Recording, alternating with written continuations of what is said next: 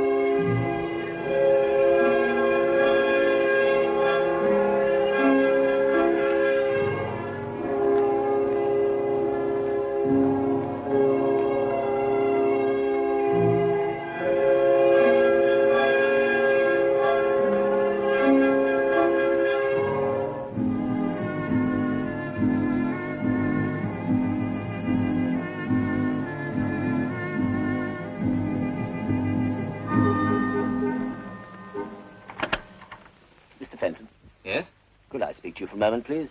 Is it a business matter? Well, it's rather urgent. Oh, all right, come in. Thanks. In here? That's it. Do sit down. Thanks.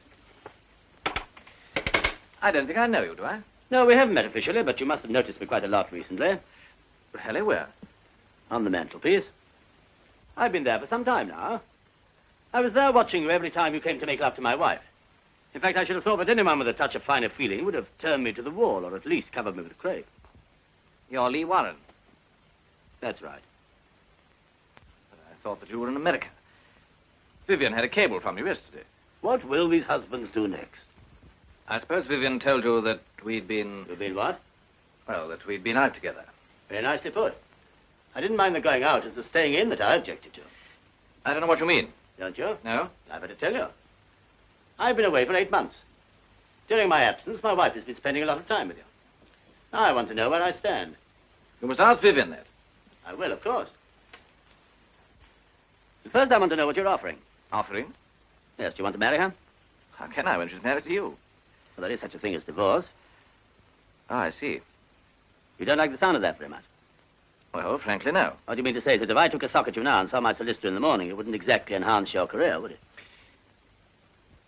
It isn't that so much. It's just that I'm not sure that Vivian would want to marry me. Well, that's honest anyway. It doesn't get us anywhere, does it? Well, what do you suggest we do about it? I'll tell you. Tomorrow early, you can go away. Take a long holiday. I can't do that, not right away. Why not? I'm a busy man. Not busy enough, apparently. What do you do for a living? I'm a barrister. Oh, then you're your own master. You can spin a yarn about your health or something. Well, I might be able to fix it somehow. I think you can. You can write a letter to Vivian, finishing the affair once and for all. But I'd like you to do it now, please. Well, very well.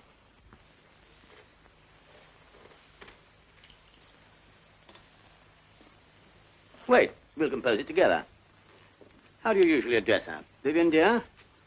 Oh, Vivian, darling. I love you. You got that? Yes? But I realize that whatever your feelings are for me now, you love your husband and always will. And always will. Paragraph. I cannot bear to be near you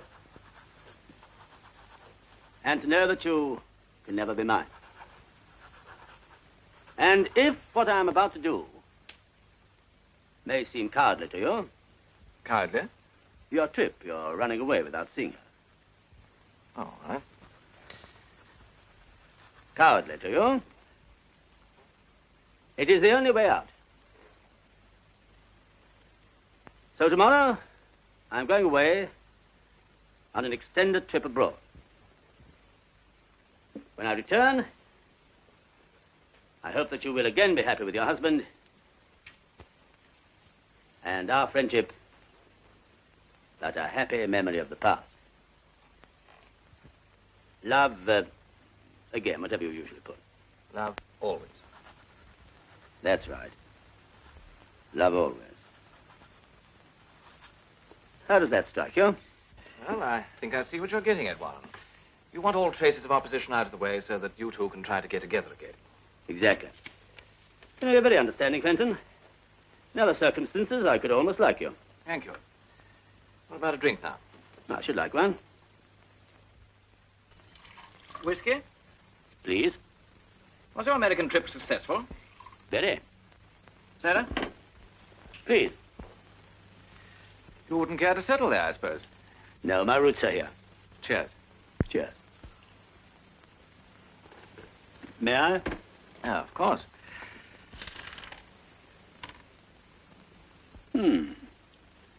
I don't think we could improve on that. I'm so sorry, Fenton. That's all right. I'll fix you another. No, it's not the drink I'm worried about. It's the letter. It's saturated. Never be able to send that. Afraid you'd have to write another. Well, now, look here, Warren. You can't be serious about this letter. I'm afraid I am. Sorry to be such a nuisance. All right.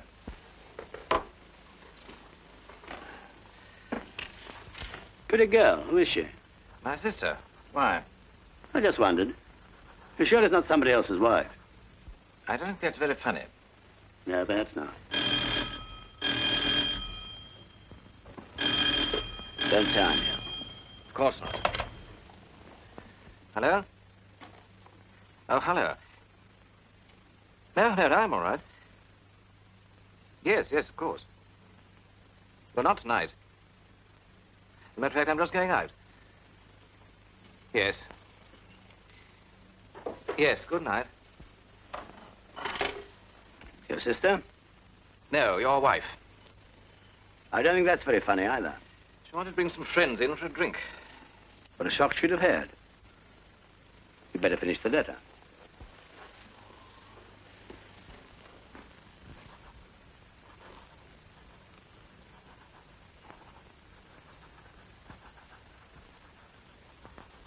Stop. That's enough. What the devil? Put your hands behind your back. Look here. Do as you're told, or I'll blow your guts out. What the blazes are you playing at, Warren? Is this a joke? Joke? No, you can turn around. Look here. Go and lie down on that sofa. What are you playing You've at? got 15 seconds to get under that sofa. Now put your feet up.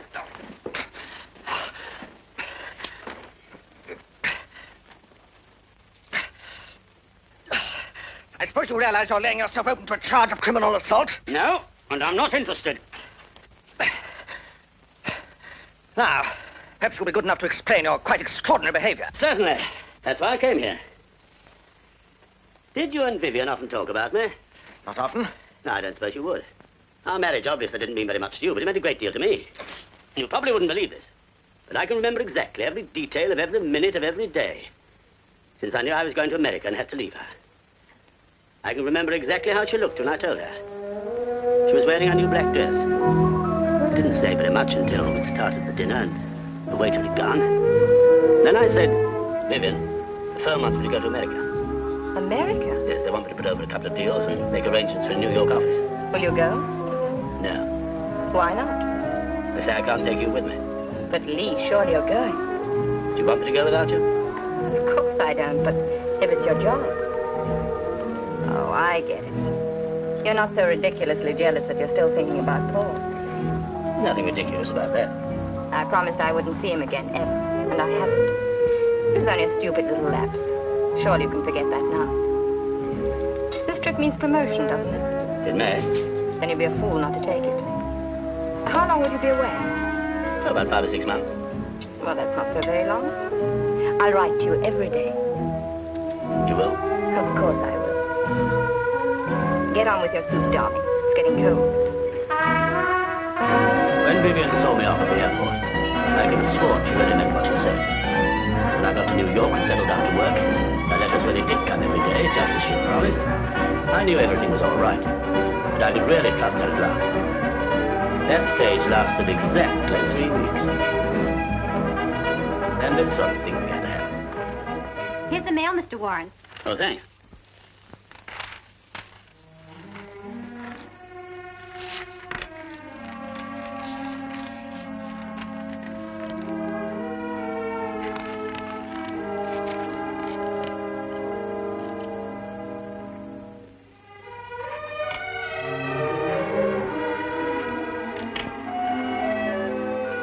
This for me, will you? Yes, Mr. Warren.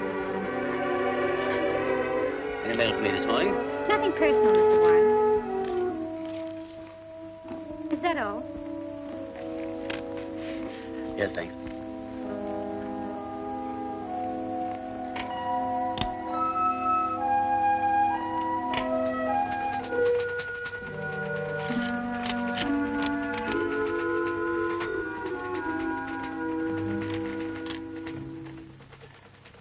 Stern, take a cable, will you?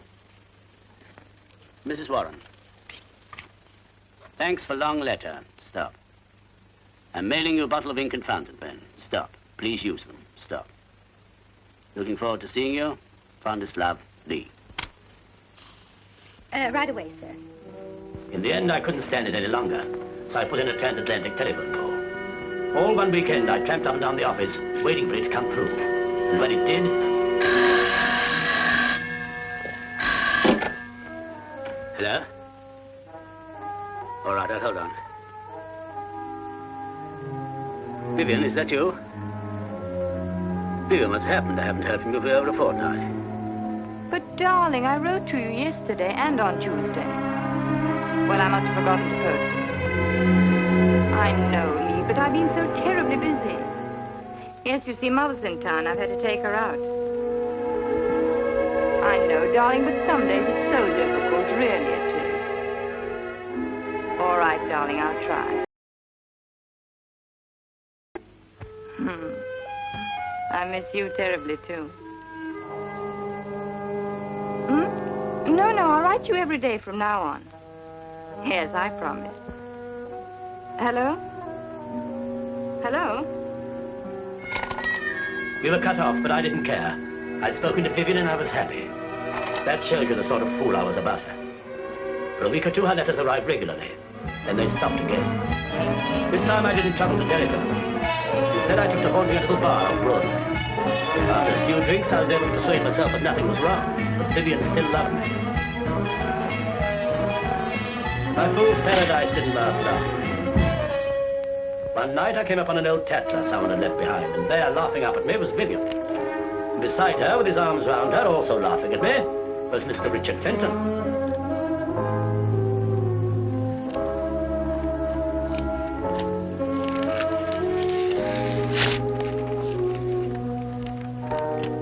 I went back to my office to think out what I should do. I know I sat staring at the picture for hours. It seemed to me that both of you were mocking me, while I was thousands of miles away, helpless. It was then that I began to plan what I should do, in every detail. And it was then that I made up my mind how to kill you. What did you say? I said I was going to kill you. And I warn you, if you lift your voice, I'm going to gag you. Remember that. You won't be able to plead for your life with a handkerchief halfway down your throat. You must be mad to think you can get away with this. If I'm found injured, you'll be the first person they look for. If you're found injured. Look here, Warren. I'll make a bargain with you. You set me free now, and I'll go away tomorrow and say nothing about all this nonsense. Although I could prefer charges, you know. Fenton, you're very dense. This isn't nonsense. I'm in deadly earnest. You're just trying to scare me, that's all. Oh, no, you'll be more scared later on when I set to work on you. You're going to die. You're not going to like it one little bit. You wouldn't be such a fool. You can't get away with murder. Nobody can. Ah, but I'm going to commit the perfect murder. There's no such thing. Oh, yes, there is. The perfect murder is the one that nobody ever hears about, because nobody thinks it is murder. That's impossible. I admit it is a little difficult. But I've got a scheme which is good enough to be worth the risk. I've had plenty of time to think it out while I was in America. And you were with Vivian. There's bound to be a hole in it. There always is. I warn you, I'm a lawyer, and I know. There'll be a flaw in it somewhere, and that flaw will land you on the gallows as sure as you're standing there. Ah, but that's where you're going to help me. Don't talk nonsense. Why should I help you? For your own sake. I'm going to tell you exactly how I propose to kill you. And I promise you, if you can find one flaw in my method, one thing that will incriminate me, I'll let you go. And if I can't? I'm sorry. You're really going through with it? Yes. You're joking, aren't you? It's a pity you're not a little more subtle, and you'd appreciate the situation. A murderer usually has to act alone. He can trust no one. But with my method, I have you to help me, weighing and considering every detail. If you can't find a mistake, then I have the comfort of knowing that my plan has been approved by an astute lawyer. Look here, Warren. I don't know whether you want to frighten me or to kill me. Whichever it is, you won't gain your objective. Your wife isn't only interested in me, there are plenty of others, too. And you can't kill them all, you fool. Shut your mouth. Very clever of you to get me to lose my temper. It's true, I tell you. Let me look at your cheek. Quite a mark. Leave me alone. Lie still. Oh, luckily, it's only a surface reddening. Take your dirty hands off me. I can leave a telltale bruise on that cheek of yours. Not after I've taken all this trouble. Oh, that's all right now. Now, you lie still, and I'll show you something really interesting. Warren! Warren, you can't go on with this madness, I tell you.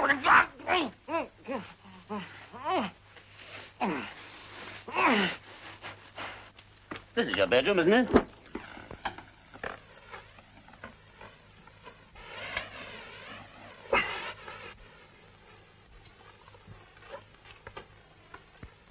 This is a little invention of my own. I'll give you a demonstration.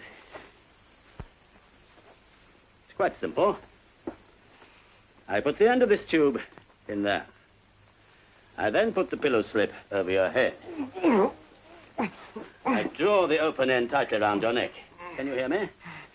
Then I put the free end of the tubing into the gas jet over there and turn on the gas. You get the idea? Of course, you'll be able to breathe quite freely. No! Be sensible. Or I won't let you help me. Can't, Warren. I'll do anything. I'll leave the country for good. I'll never come back. I'll give you every penny I've got in the world. Only, let me live. You don't understand, Fenton. I loathe you. You desecrated the only precious thing I ever had. Now listen. Yes, I'll listen. I will. I'll help you. I will, I promise you. Good. Possibly you've noticed that throughout all this I've been very careful not to hurt you or mark you. That's why I use silk scarves to bind you. You're going to be a suicide. When I put your head in this pillowcase and turn on the gas, you're going to struggle and strain every muscle in your body. I'm not going to kill you in this room, oh no. I just want you unconscious. And I strip off the scarves while your blood is still circulating. I don't want you to coagulate till I get you to the kitchen with your head in the gas oven. Warren. Then I leave the second, the unfinished letter by your side. You began writing the second letter, then I stopped you. Do you remember? Yes. Yes, I remember. Well, listen. Vivian, darling, I love you. But I realize that whatever your feelings are for me now, you still love your husband and always will. I cannot bear to be near you and know that you can never be mine. If what I am about to do may seem cowardly to you, it is the only way out. That's where I stopped you. Any suggestions? Let me think. You must give me time to think. Nobody can make murder perfect. There must be a flaw in it somewhere. There must be. Go ahead, think. I can't. Do you see anything wrong? Come on, come on. What will you say that you're doing this evening if they question you? Oh, that's easy. I arrived in London by air. I reported to my office, telephoned Vivian. She was out. So I dined alone, went straight home to bed. Anyway, a man can't be forced to put his head in the gas oven, can he? Don't forget you're not bruised. They won't find any drugs in you when they open you up. Fingerprints. Gloves. Motive. I never met you, I've never heard of you. No one knows that I found out about you.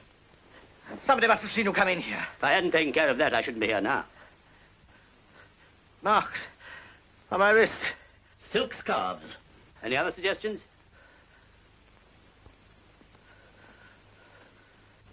Well, goodbye, Fenton. You were a bit of a failure as a lawyer. I'm glad my life didn't depend on your arguments.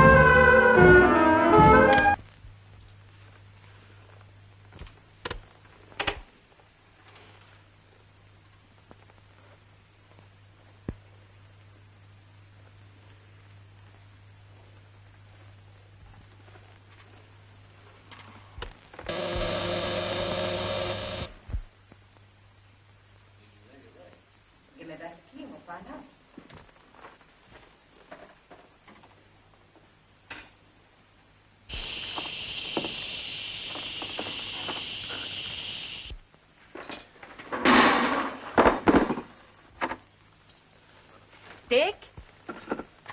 Dick? You see, there's nobody here. Darling, relax. What I don't see is why you've got a key to his flat if there was really nothing between you. It's no use my pretending, Jimmy. You're right. There was something between us. But it's all over now. I haven't seen him or spoken to him since I met you. And you expect me to believe that? You must, Jimmy, because it's true. Do you think I'd come up here tonight if it wasn't? You wouldn't have come at all if I hadn't made you. Of course not.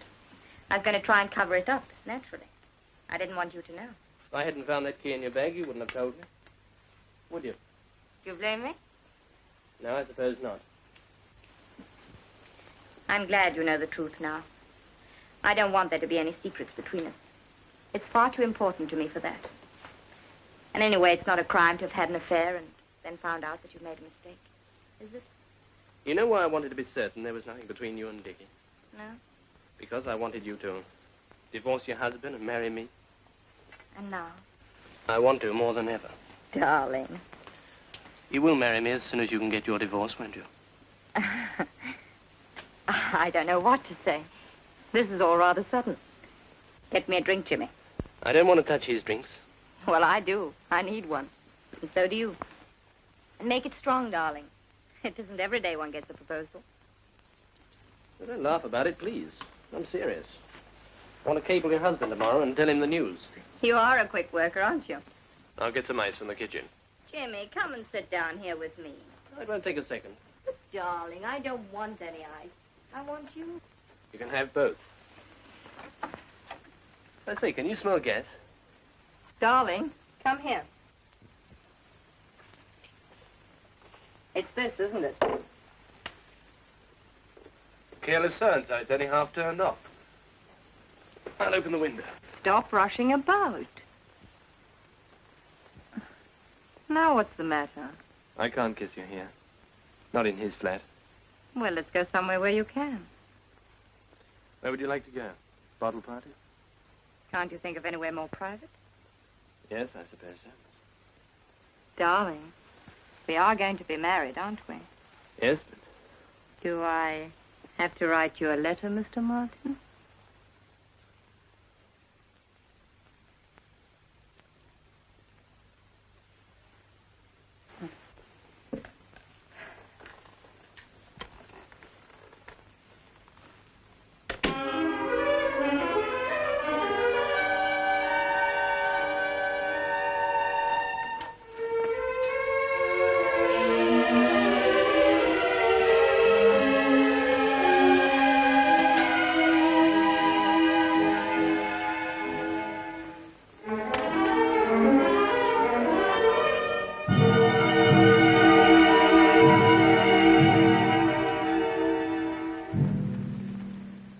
Kill them all, you fool. Well, we'll see about that.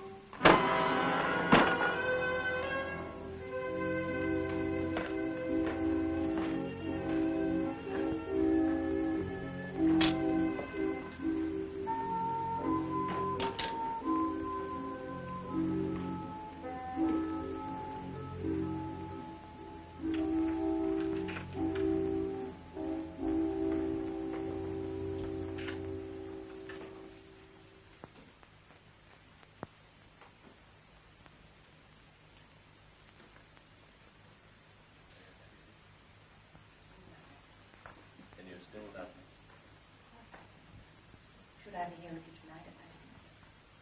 I bought you a little present today. You shouldn't have done that.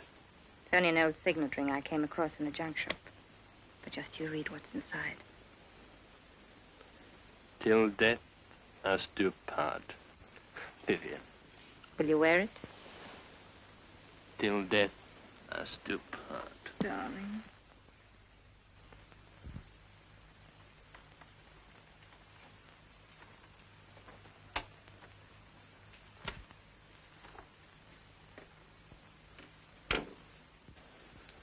What was that? What was what? I thought I heard a door close. It's only Rita coming home. She's very discreet.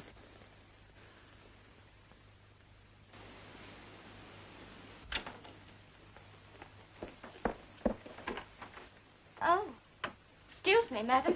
It's all right, Rita. I thought you said she'd gone to bed. You needn't worry about her. She knows how to hold her tongue. Yes, but darling. Stop worrying and say good night.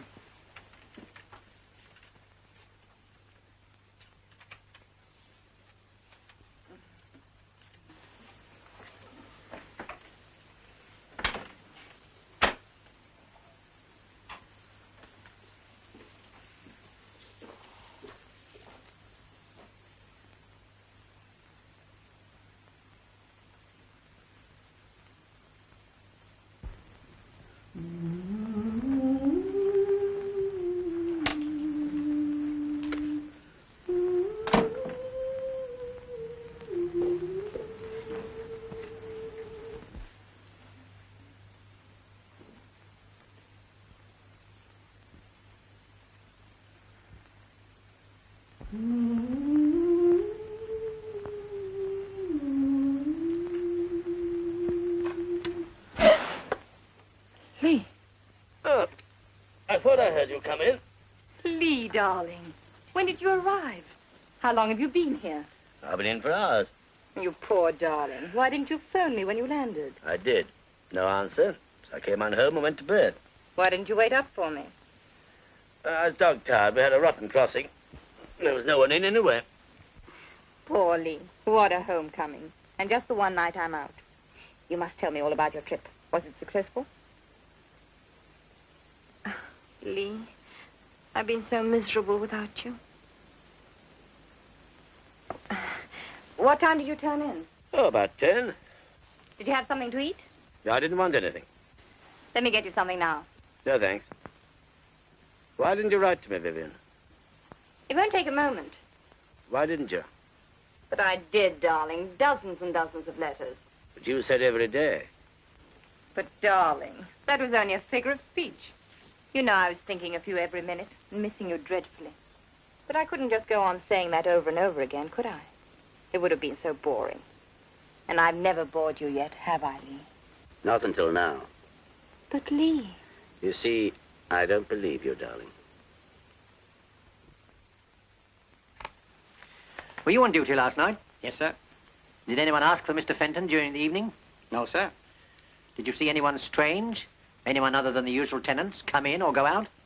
No, sir, I can't say I did. Did Mr. Fenton often have visitors? Not many, no. Any ladies? Sometimes, yes. One particular lady? Not so as you'd notice. All right, thank you. That'll be all for you two just now. Won't you want me anymore? Not for the moment, thank you. Oh. Oh, all right. Only I found him, remember?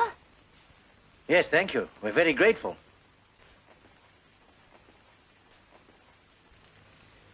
There's a lady here to see you, sir. She's Mr. Fenton's sister. Oh, yes, ask her to come in, will you? Yes, sir. This way, please. Come in, please, Miss Fenton. Sit down, won't you? What's the matter, Inspector? Why have you sent for me? I've got some bad news for you. Has something happened to my brother? I'm afraid so, miss. He isn't dead.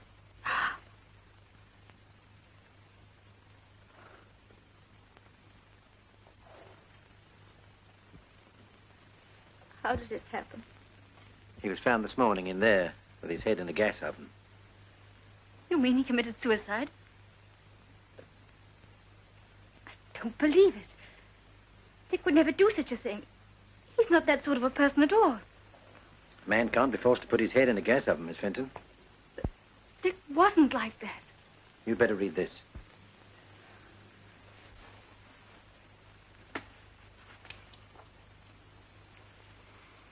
But I don't understand.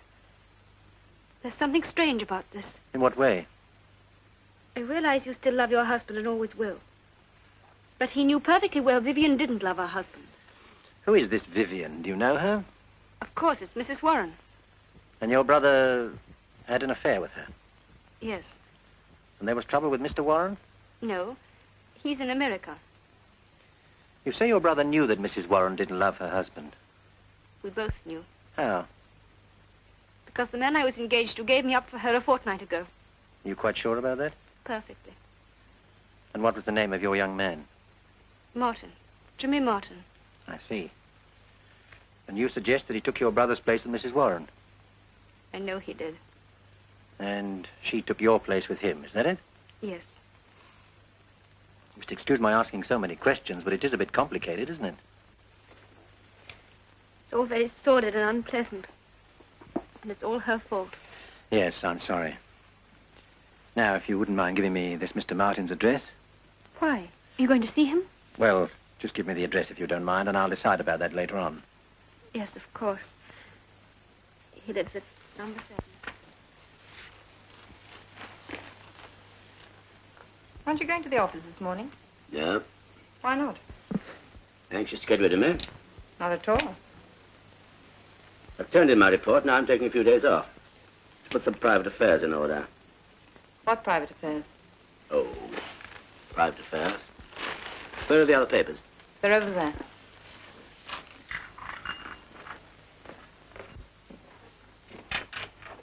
Good morning. Mr. Martin! Mr. Martin! Hello there.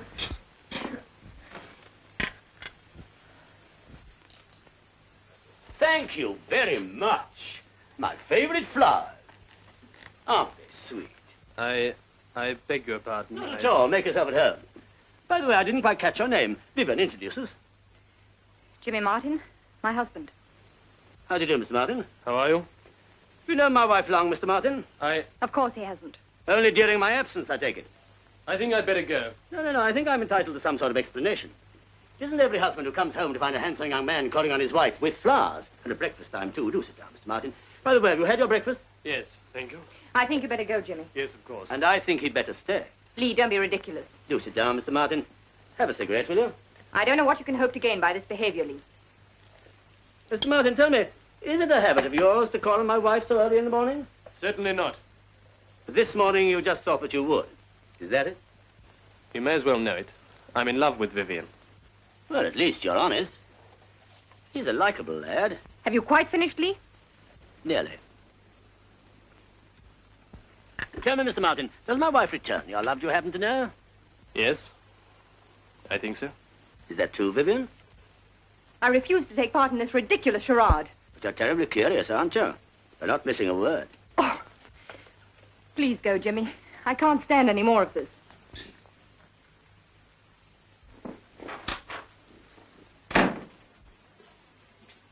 You must forgive my wife. She's not usually so inhospitable, but then, of course, you know that, don't you?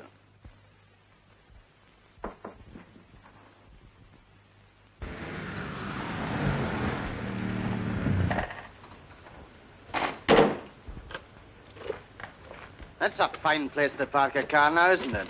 Keep your mind on the job, Fox. We've got more important things to do. You wait here. I shan't be long.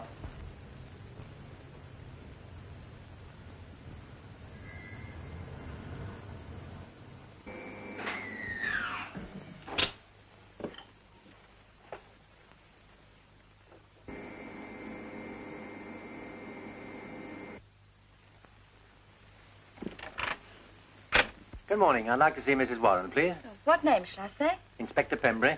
Will you come inside? Thank you.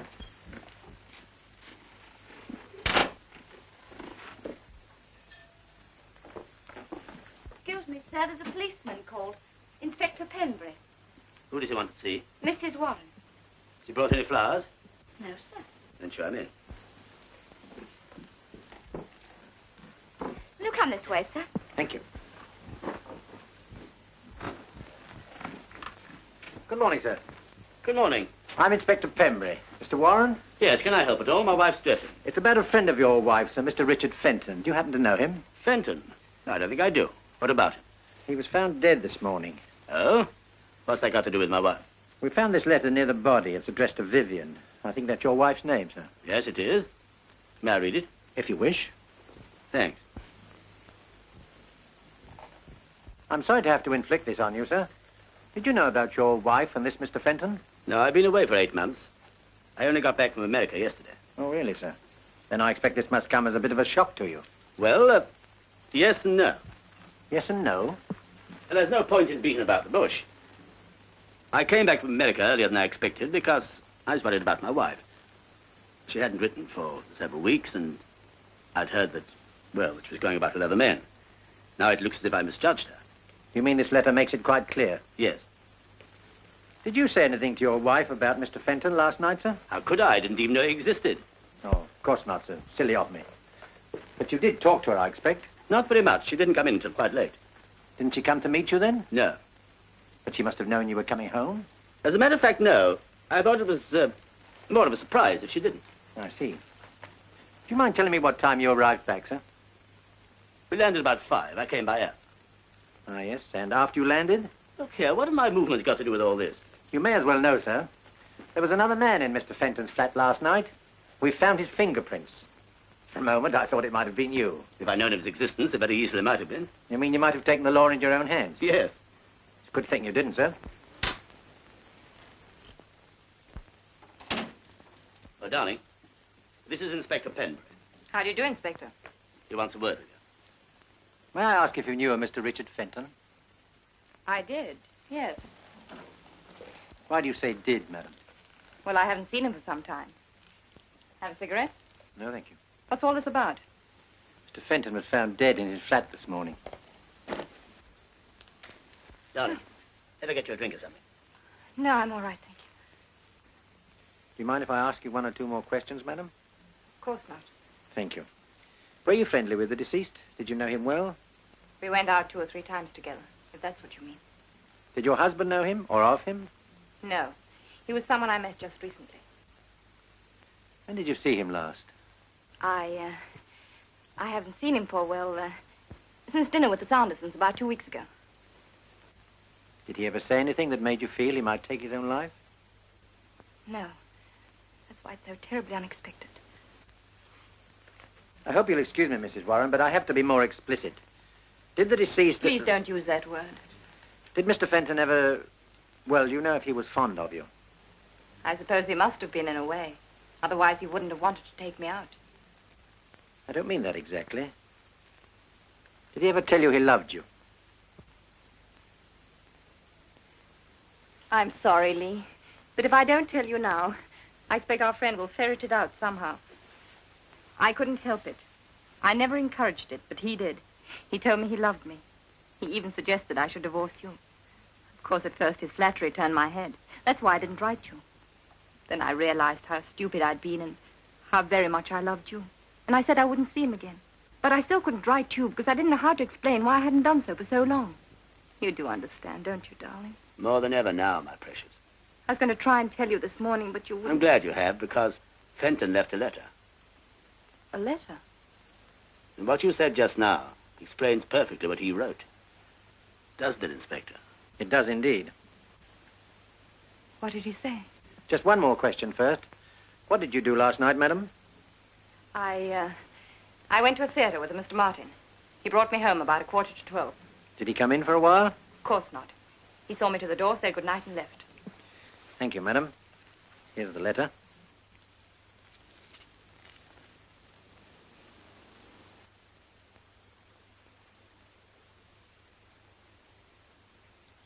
He killed himself for me. How terrible. Terrible. Don't take it like that. He killed himself because you were faithful to me, didn't he? Yes, but... Well, no one can blame you for that. You won't want to ask her any more questions now, will you, Inspector? No, I'd better be going.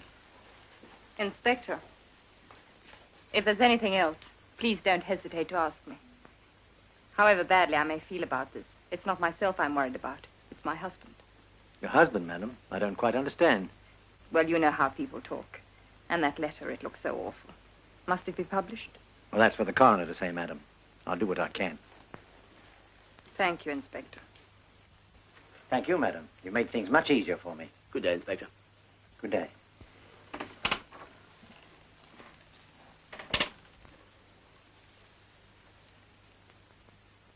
Lee, darling. Yes? Nothing.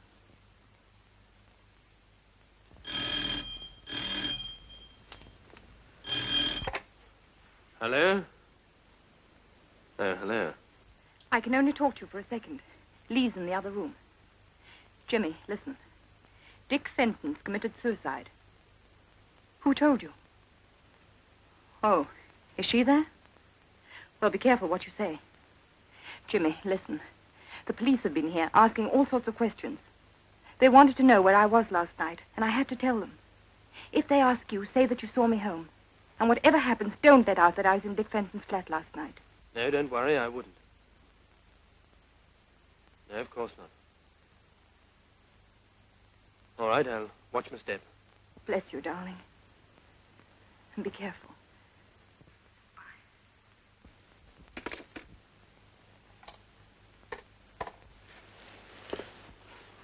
That was her, wasn't it?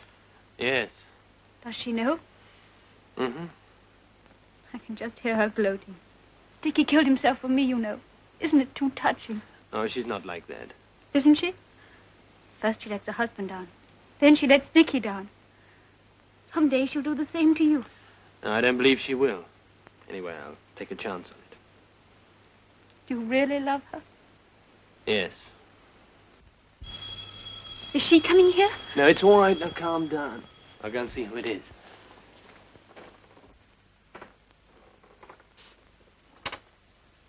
Good morning. Mr. Martin? Yes? I'm Detective Inspector Pembury. Could I see you for a moment? Yes, of course. Come in. Thank you. Through there. I believe you know Miss Fenton. Yes, we met this morning. I'd like to speak to you alone, Mr. Martin. Perhaps I'd better come back later on. That's all right, Inspector. I was just going. I'll see you to the door.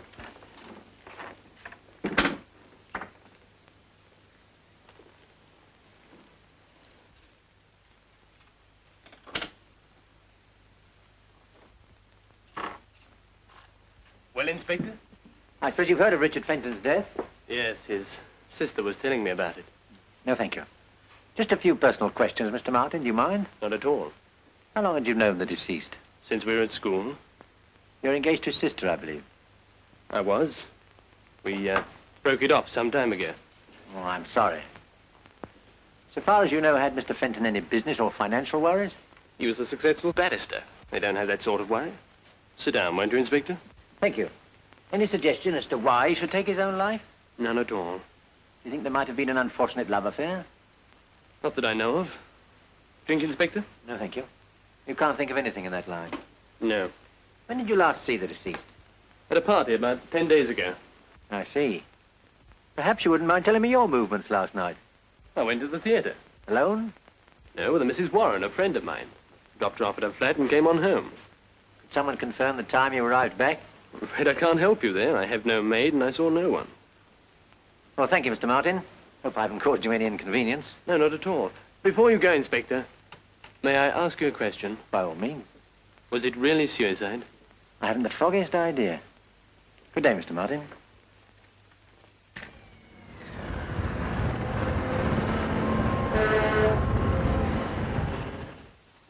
Hello, what do you want? Got something I'd like to show you here. And I've got something to show you. Look at this. Where was it found? In the wastepaper basket in Fenton's flat. Roberts turned it in just after we left. It's the same as the other, the one by the body. The same, only different. Look at that. What do you think it means? He changed his mind? Or someone changed it for him. Murder. I shouldn't wonder. What have you got? This. Where'd you get it? Out of Martin's car. What is it? Thought you might know. Something he cleans the car with, I suppose. That's what I thought at first. But it's too clean for that. Stuck out a mile among the other stuff in the boot. And what's this for, anyway? I don't know, and I've no time to start playing guessing games now. Fox, smell that. Smells like the back of a cab. Anything else? Gas. Gas is right. Give it to me. What is it, do you think? I don't know. Gas.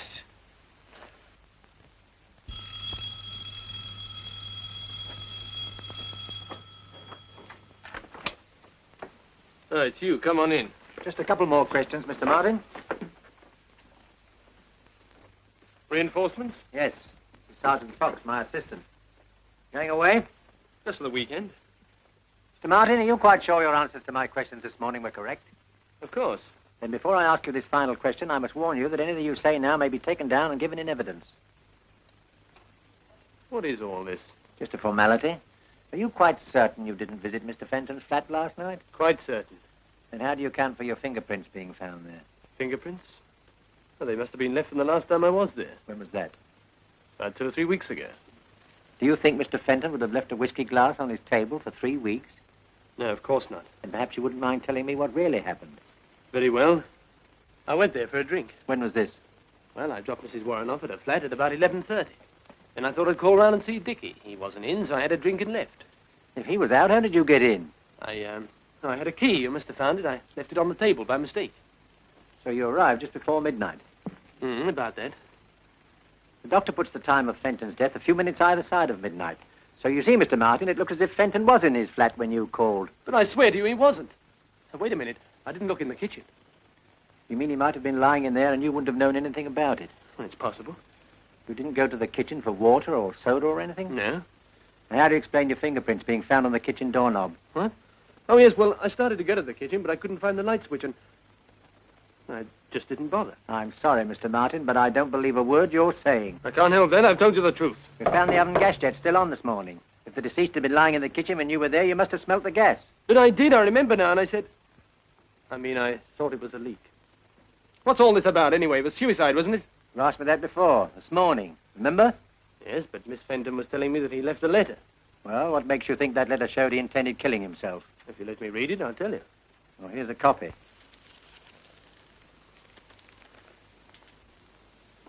It's pretty obvious, I'd say. Explains everything. Not quite everything, Mr. Martin. The deceased found it difficult to write a letter giving up the woman he loved. Anyone under those circumstances might have written a dozen letters. We know for a fact that he wrote 2. You've just read one. Now I'll show you the other. You mean the letter found by the body was to have ended the same way as that one? Precisely. You couldn't write a letter like that at the first attempt. Who could? So he threw it away. The murderer interrupted him while he was writing another, killed him, then finding the half-completed letter on the desk, realized that there was the final link to make it look like suicide. He didn't know about the full letter in the wastepaper basket, waiting to put the noose round his neck. But I didn't do it. Didn't you? No, and I can prove it. How? He was found with his head in the oven, wasn't he? How could I make him do that? Why, it's ridiculous. Come on, Dick, old chap, stick your head in the oven. I'm going to turn the tap on. We'll come on to that now, if you like. You see, Martin, you were very clever, and you know it, but one or two things are going to trip you up, like the letter and this. Well, what is it? I was going to ask you. Well, I've never seen that thing before. When we searched your car, we found this in the boot. I've never seen that thing before. Someone must have put it in my car. Anyway, why should I want to kill Dickie? Because he was in love with Mrs. Warren, too. Oh, nonsense. Is it? I'll tell you this, Martin. In the whole of my experience, I've never seen a cooler, more carefully planned and premeditated murder. I've already cautioned you, and I shall now arrest you for the willful murder of Richard Fenton. You're making a great mistake, Inspector. Take him away, Fox. I'll be over in a few minutes.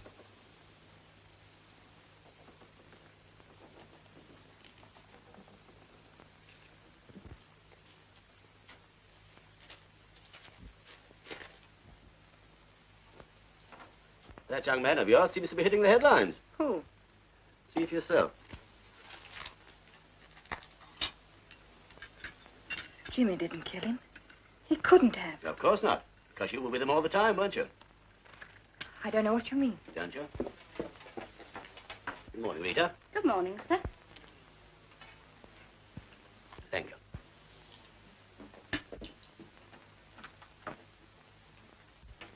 You know Jimmy didn't kill Fenton because he never left your side all the evening. How do you know that? Because I happened to be there. Where? In Fenton's flat. But you couldn't have been. Unless you... Go on. Unless I killed him. No. No, you couldn't. Why not?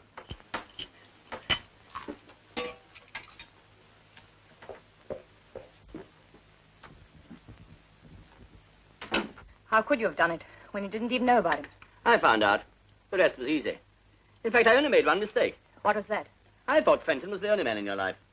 He tried to tell me there were others, but I didn't believe him. Until you came in with Jimmy, then it was too late. Do you know what Fenton said?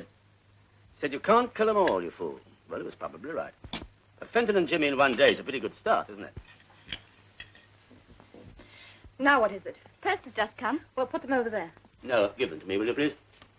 Thanks. You don't expect me to believe any of this, do you? I don't see why not. It's all quite true. I worked out a foolproof plan for killing Fenton. When Jimmy turned up, I replanned things a little, putting the pillow slip at the back of his car, for instance, instead of destroying it. If we don't pay the telephone bill in 7 days, we're going to be cut off. You mean to tell me you were in Fenton's flat that night? That he was dying there? While we were talking in the next room? Exactly. I don't believe it. Oh, you don't, eh? Do I have to write you a letter, Mr. Martin? Remember? I see. Your mother wants to come and stay with us. Why she did always write to me, I don't know. Perhaps she thinks I'm kind of hearted than our daughter. After you and Jimmy had left, I fiddled round Fenton's flat. And the more I fiddled, the blacker things began to look for James. You wouldn't really let an innocent man suffer for something you did. I suffered because of something he did. That's different. Not to me. I made up my mind to get my own back, and I'm getting it. You're mad. You must be.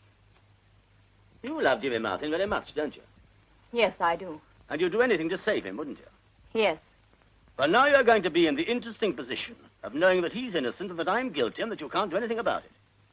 You're going to suffer slowly and exquisitely, and I'm going to enjoy watching you squirm.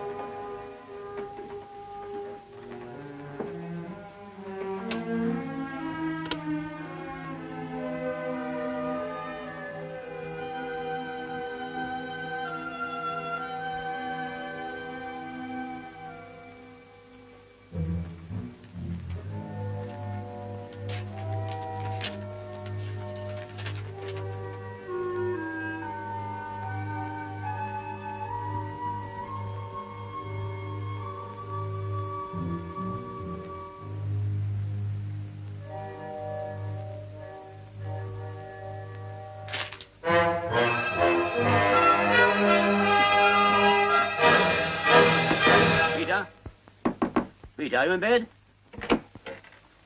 When did Mrs. Warren go? This afternoon, sir, about 3. Where did she go, do you know? No, sir, she just called a taxi and went. Did you hear what address she gave the driver? No, sir. She left a note for you, sir. Yes, I know. But there anything else, sir? No, you better go back to bed. I want to speak to Mrs. Warren, please. Warren. W-A-R-R-E-N. She says she's not staying at the hotel. Thanks. Dr. Dorchester, could you tell me if Mrs. Warren is registered with you, please? Yes. She's not there. Thank you. Is that Maidenhead 365? Riverside Hotel? Could I speak to Mrs. Warren, please? She isn't. You sure? Thanks.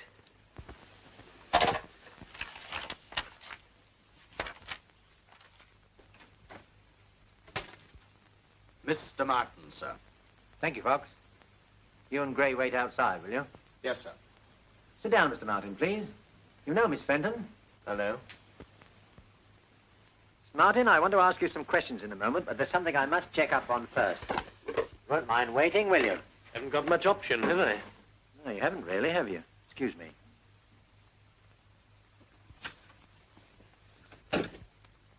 I suppose you arranged this. No. Well, yes, partly. What good did you think you could do coming here?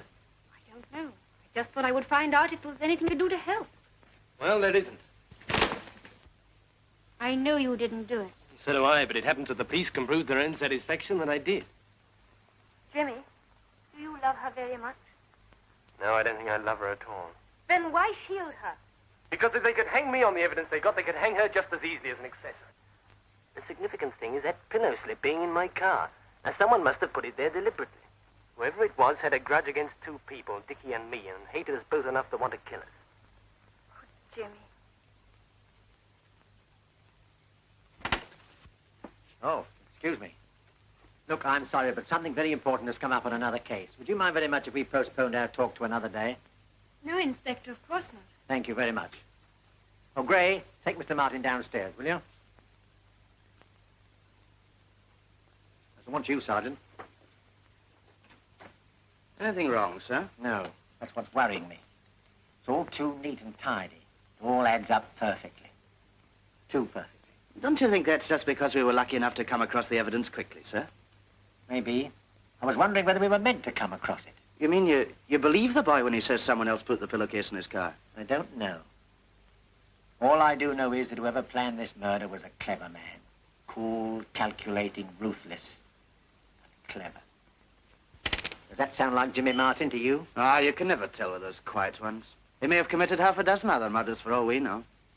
That's right. Perhaps he's Hitler in disguise. He's about the right height.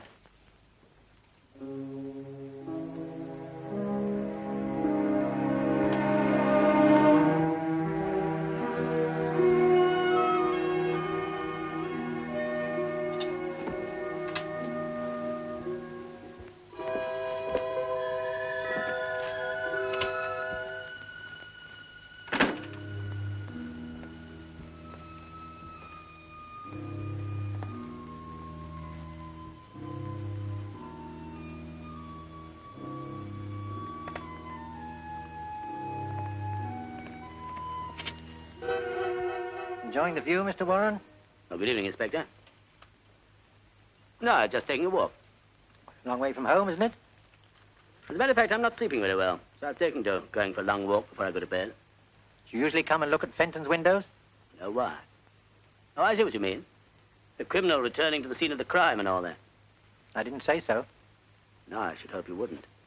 Pity about young Martin, losing his head like that. Yes, isn't it? Nice boy. Yes, I understand. Well, remember me to your wife, won't you, sir? If you don't mind, I don't think I will. She doesn't like being reminded of unpleasant things. Good night.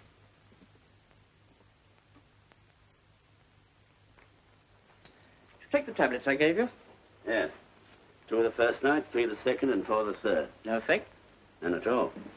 I've slept a wink for over a week. It's getting me down, I don't mind telling you. You've suffered from insomnia before. No? Appetite all right? So, nothing to speak of. Any unusual business worries? Anything of that sort? No? Nothing you can think of to account for it? No. Well, I'll give you another prescription, see what that does. But go easy on it. Only take them if it's absolutely necessary, and they're not more than 2. Let me know how you get on. Thanks, Doctor.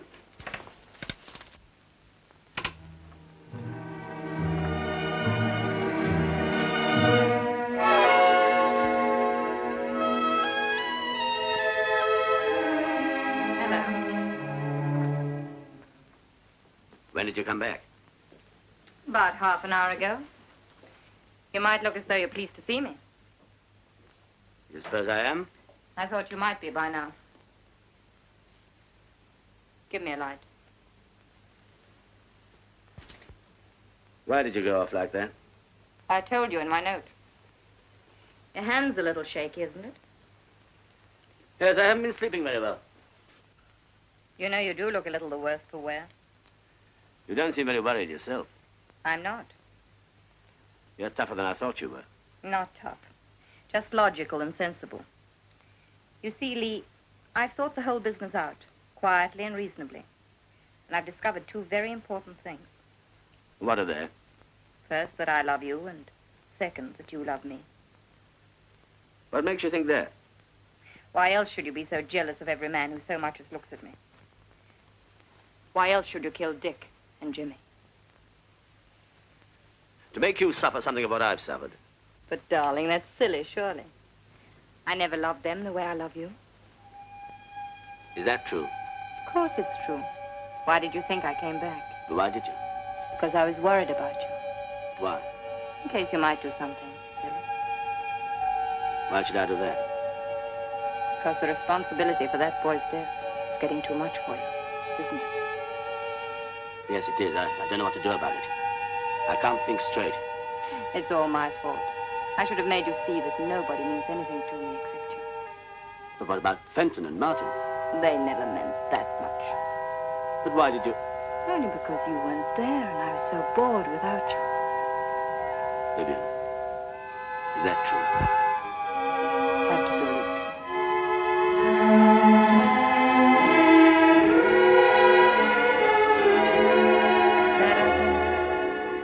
Yes. Yes, I am. But you're not completely happy, are you? No.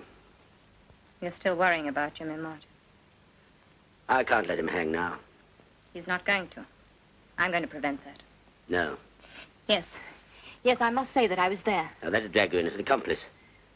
No, there must be some other way, some loophole, if only I can think of it. Yes, Lee, that's right. There must be something you've forgotten. No crime is ever perfect. This one is. Too perfect. I saw to that. I didn't know I was going to want to undo it all again. But there must be something you've forgotten.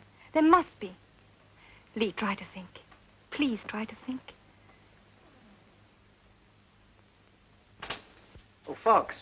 Sir. Mr. Warren's been telling me the real story behind Fenton's death. See what you think of it. Do you mind, Mr. Warren? But I've already told you. Would you mind telling us again for Sergeant Fox? He's been working on the case with me. I'd like him to hear it from the beginning. Very well. As far as I can remember, it was like this. On the day that I arrived back from America, I reported at my office, then rang up my wife. She wasn't in. So I put in my reports, cleared up, and went on home. I got to the flats about 7 o'clock. As my taxi drew up outside, I saw my wife getting into Martin's car. I was naturally curious to know what was going on. Wouldn't you have been? So I waited until they were safely in the car. Then I told my driver to follow them. They went to a restaurant, then to the theater. When they came out after the show, I was there waiting for them. I followed them again, this time to a flat at Temple Court. Of course, I thought then that Martin was the reason why my wife hadn't written to me, and naturally I thought the flat was his. So I waited outside for about 10 minutes. Wouldn't a normally jealous husband have broken in on them right away? I wanted to be certain. Cigarette. So while I was wondering what I could do, they came out again. I just had time to dodge around the corner out of sight. They were laughing and talking, and I tried to catch what they were saying. But all I picked up was the man's name, Jimmy. Oh, Jimmy. And I didn't much like the way she said it, I can tell you.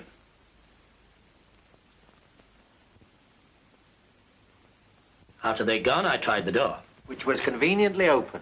As a matter of fact, it was. The catch hadn't dropped. They often don't unless you slam the door. It happens in my flat, and I'm sure it happens in yours. So you went in? I thought I'd wait and knock hell out of this Jimmy when he came back. I looked carefully around the apartment, taking everything in. Then I went into the kitchen. You know what I found there? A man dead with his head in the gas oven. I turned off the gas and picked up the letter. It's addressed to Vivian. When I read it, I realized the flat didn't belong to Jimmy. It belonged to the other poor devil, whoever he was. Then a thought struck me. I could turn this suicide into a murder done by Jimmy. That meant I had to get rid of every scrap of evidence that my wife had ever been in the flat. It wasn't easy. I had to think fast. I put her cigarette stubs in her pocket. Then I noticed the wastepaper basket. It was full of unfinished letters. I took a look at some of them. They were all in the same strain. He'd obviously made half a dozen shots at writing that farewell letter before he got it the way he wanted it. One of them gave me another idea, the best idea of all. I left the finished letter in the wastepaper basket, put all the rest in my pocket. All except one, an unfinished one. The one you found beside the body, Inspector. Then I washed the glass Vivian had used so as to remove her fingerprints. And how did you know which one was hers? By instinct? No, by lipstick. Go on. In the same way, I got rid of the cigarette she'd been smoking. leaving traces that only Martin had been there. Traces that you were bound to discover, Inspector. And what did you hope to achieve, then, by all this? Exactly what did happen. I knew that when I turned up, my wife would have to deny being in Fenton's flat with Martin. And when the body was discovered, she'd have to stick to her story. And when you, Inspector, found Fenton's first letter and Martin's fingerprints all over the place, after he denied having been there, well, you were bound to wonder what had really happened, weren't you? Undoubtedly. Of course, I was mad with jealousy then, trying all I could to hurt Martin. I regret it very much now. What did you do with all the letters you stuffed into your pockets? I took them away and destroyed them, of course. Then I had to find a way to connect Martin directly with a fake murder.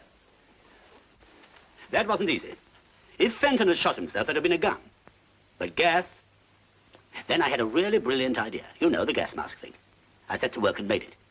How it could possibly be used on a strong, healthy man, even I can't imagine. But I knew if it was found on Martin, it'd make things even worse for him. You mean to tell me it was never used? But of course not. I invented it. Then how do you explain the fact... That it was impregnated with gas? Yes. Because in my thorough way, I didn't forget to play the gas jet over it. Very clever indeed, Mr. Warren.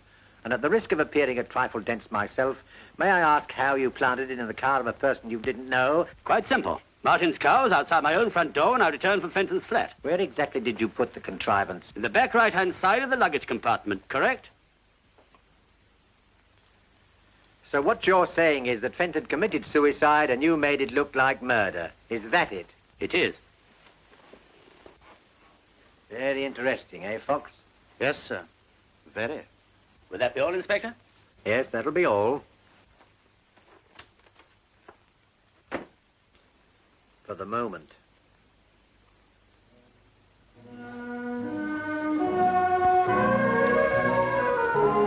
You swallowed it. Hook, line, and sinker. You're sure? Quite sure. My job was pretty good. You didn't say too much. George Scott. Good Lord, now, just a few pills here and there, that's all. You weren't nervous? No, I had a couple of drinks before I went in just to start me off. After that, all set. Oh, Lee, I do hope so. What you worried about? Have another drink. George, dry martini. I'll have another Scott.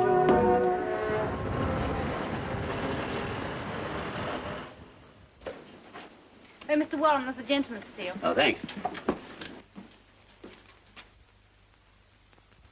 Sorry to worry you again so soon, Mr. Warren. Oh, that's all right. You've come to arrest me for obstruction or withholding evidence or something, I suppose. No, we don't want you. We've got Martin. Surely my confession clears Martin. Well, that's just it, Mr. Warren. We don't altogether like your confession, as you call it. In fact, we're not inclined to believe it, unless you can produce a little more tangible evidence to support it. Why should I trouble to invent a story like that? Or because you were grateful to Martin for getting rid of Fenton so conveniently for you? Or because your wife asked you to? That's all nonsense. Everything I told you this morning is the truth. Perhaps I'm rather dull, but frankly, I don't believe any man could think as fast as you say you did. Well, I warn you that's the evidence I shall give if you bring Martin to trial. Do you really think you should? You're sitting pretty. Why save him at the expense of yourself? Because I can't see an innocent man hang. That isn't what you thought a fortnight ago. Ah, but I found out since then there was nothing between Martin and my wife. Your wife told you that? She did. And I believed her. I wish I could believe you, sir, but I can't. What more do you want? Just something to convince me that your story is true, that you really were in the flat that night. Well, let me think. There must be something. I know. There was a dishcloth over the oven door to keep the gas in. Oh, come now, sir. That's the sort of thing you could have read in the News of the World any time. Oh, wait a minute. The kitchen, I've got it. Someone had knocked the milk over. There was a pool of milk on the floor. Is that enough for you? You know, it almost looks as though you really were in Fenton's flat that night. Well, of course I was. But I still don't think your story is true. Now you're being insulting. I hope not, sir. I don't mean to be. You know, sir, I learned a great deal about art on a case once. It seems that every artist has a certain style, and often it's not necessary for an expert to see the signature on a picture. He can recognize the artist from the style. What's that got to do with me? Just this, sir. Your alibi for Martin is too slick. If he'd told me your story, I'd have been more inclined to believe it. You see, it has the same style about it as the murder. Good afternoon, sir.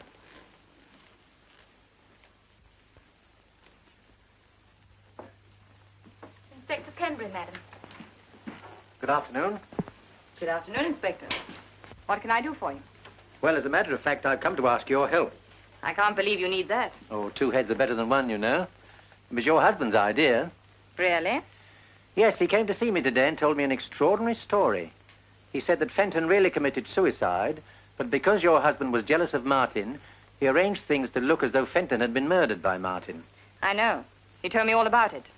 I said he ought to go straight to you. I'm afraid it won't work, you know.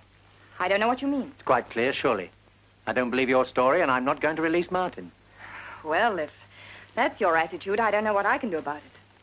You could persuade your husband to confess that he murdered Fenton. What makes you think my husband killed him? Everything points to it. You must be joking. No, no. If you were to ask me at this moment who murdered Fenton, I should have to say Mr. Warren. But I can't prove it.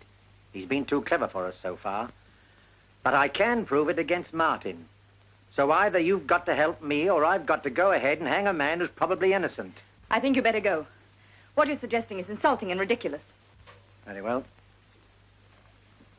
Look, Mrs. Warren, when Martin comes up for trial, you'll be called as a witness, and there'll be a lot of dirty linen washed in public.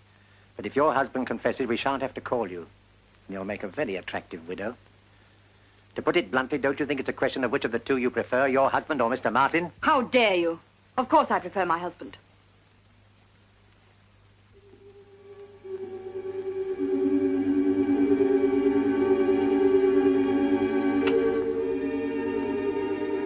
Who rang, madam? Yes, Rita. I've got 2 seats for the Follies tonight. We can't go. Would you like them? It's not my evening off till tomorrow, madam. That doesn't matter. You take tonight off as well. Thank you very much, madam. I leave the tickets on the hall table for you. Now you go and ring your boyfriend. Yes, thank you, madam.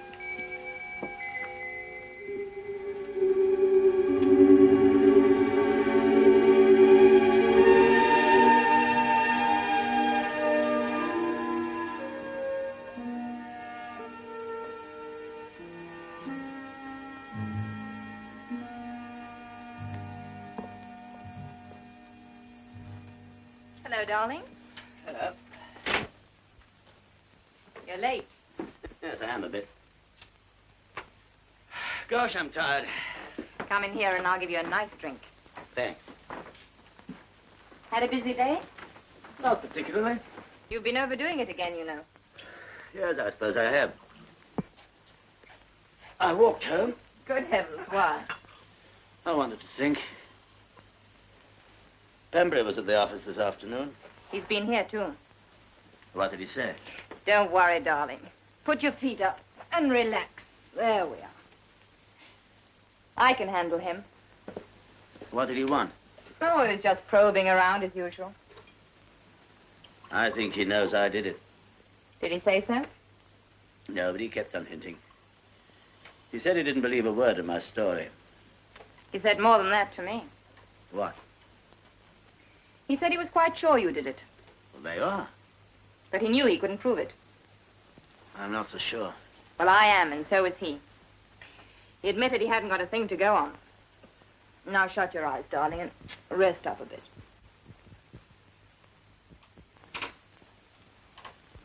Oh, I'm just off, madam.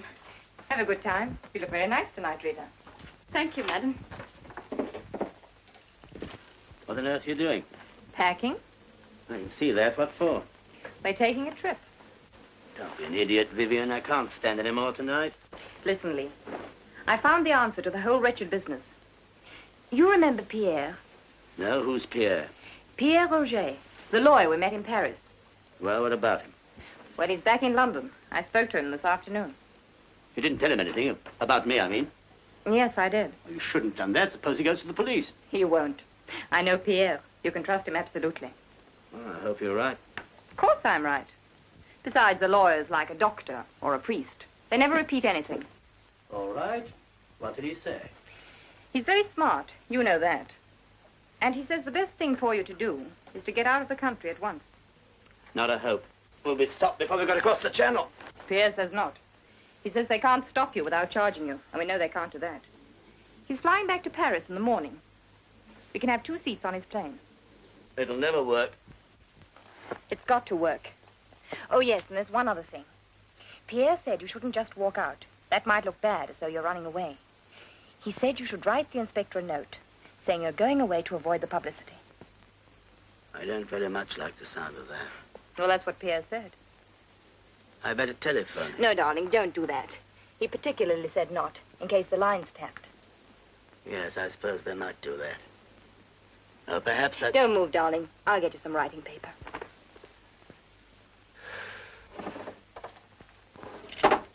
He said write the note and leave it here. Then take the car. Darling, then take the car down to the airport in the morning. All right. I'll try anything once. There you are. And the envelopes are in there. Vivian, Hmm? do I have to write this tonight? Darling, the plane leaves at 7:30. I can't see you doing it in the morning. I don't know what to say. Tell him the truth. You're fed up. You can't stand the publicity, and so you're getting out. I wouldn't say too much. I don't like putting things down on paper. You never know what people will make of them afterwards. Please yourself, darling. I'm only telling you what Pierre said. Well, I've got to have another drink first. The only drink you're going to have tonight is hot milk. Oh, I hate milk. Well, maybe just a little whiskey in it. Please. Don't go yet. Tell me what to say first. I'm no good at letter writing. That's your job. Well, you might give me a start. Darling, I've told you what to say. You're fed up, you can't stand the publicity, and so you're getting out while the going's good. Now get on with it.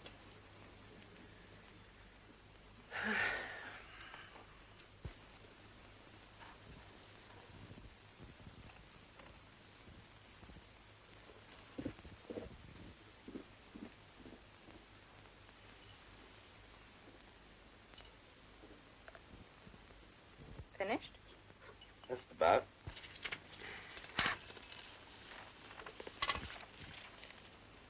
Oh, thanks. May I? Of course.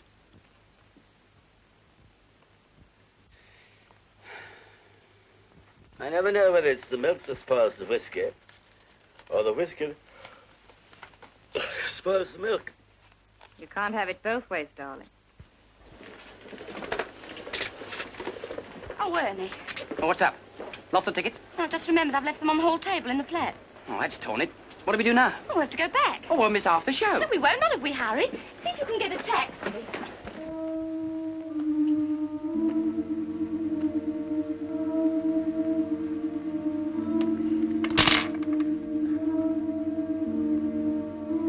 That's made me feel really drowsy.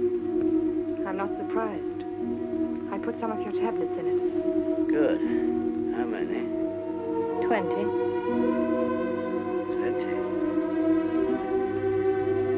That'll kill me.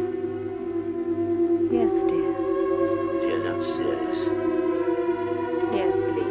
I'm quite serious.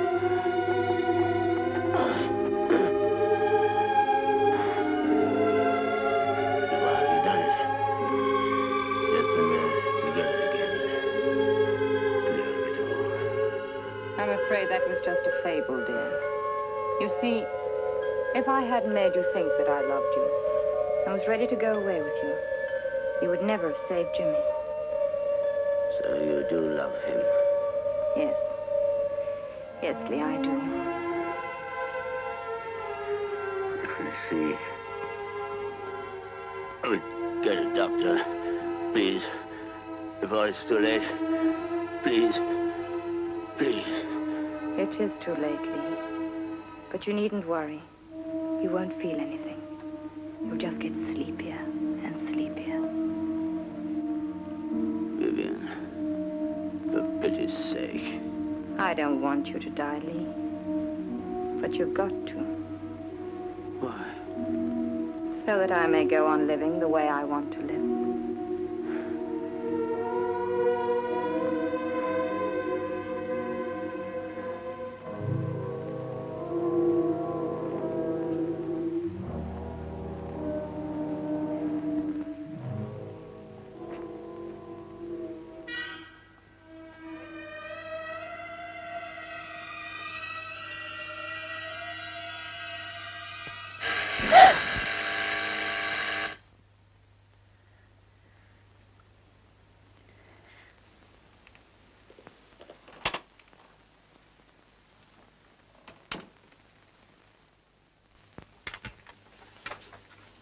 Good evening. I want to speak to you for a moment. I was just going out. I won't keep you very long. It's about Jimmy. All right. What is it? he asked me to give you this. He said there wasn't any point in his keeping it any longer. You're lying. Jimmy would never say that to me. I know Jimmy. Do you, Mrs. Warren? Get out. Very well. Good night.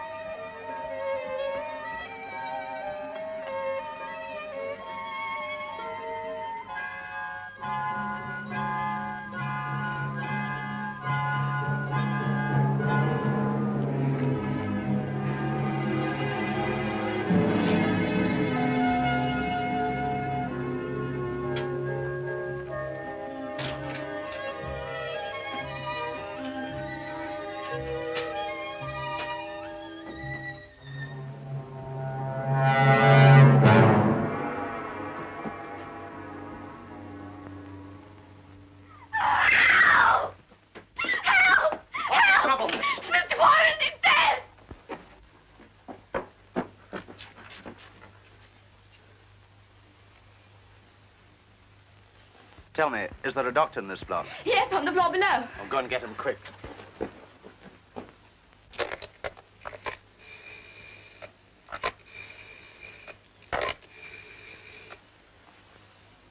Inspector Penbury. Yes, quickly. Can I ask him another question? You can, but it won't do any good. I'm afraid we were too late.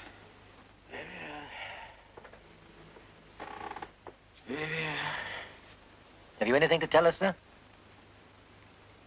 No, madam, Mr. Martin won't see you. But did you tell him who it was? Did you say it was Mrs. Warren? Yes, I told him, and he still doesn't want to see you. But I must see him. It's very important. I'm sorry, madam. But you don't understand. It's very urgent. Mr. Martin was most definite. He said there was nothing he had to say to you.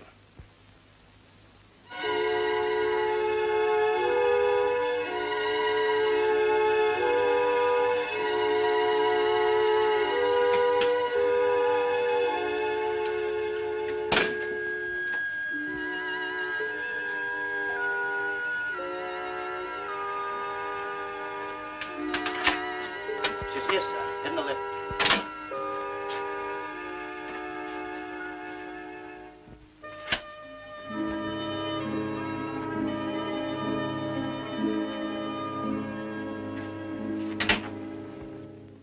Please, Inspector, not again. As you say, Mrs. Warren, not again.